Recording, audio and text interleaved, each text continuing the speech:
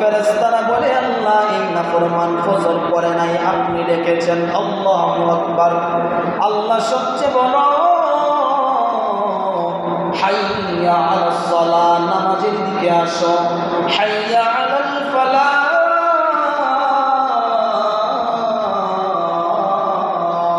আল্লাহু আকবার। আল্লাহ ডেকে বলেন, কল্যাণের দিকে আসো, ভালোর দিক দিকে আসো, জান্নাতের দিকে আসো। তখন তুমি ফজর পড়লা না। ফেরেশতারা বলে, আল্লাহ এই নাফরমানের চোখটারে একবারে বন্ধ করে দেই। ভালো করে শুনেন।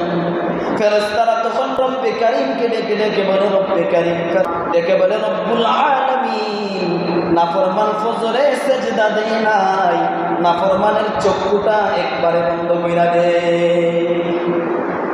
আচ্ছা বলুন তো, ওই সময় আপনার চক্ষু বন্ধ, একবারের জন্য যদি বন্ধ করে দেয়, আপনি সিলেট থেকে ভালো মিস্ত্রি না হাত বাড়ায় দিবুর আর কোনো ক্ষমতা, দুনিয়ার কোনো মানুষের ক্ষমতা নাই। জুড়ে বলেন, দুনিয়ার কোনো মানুষের ক্ষমতা নাই। তখনও রবের দয়া মায়া কত বেশি। রব তখনও বলেন, ফেরেশতারা আমার বান্দার আরেকটা শুনুন, আমার বান্দা আজ ফজরে সেজদা দেয় নাই, কাল দিতে পারে আমার বান্দার সুযোগ দেয়।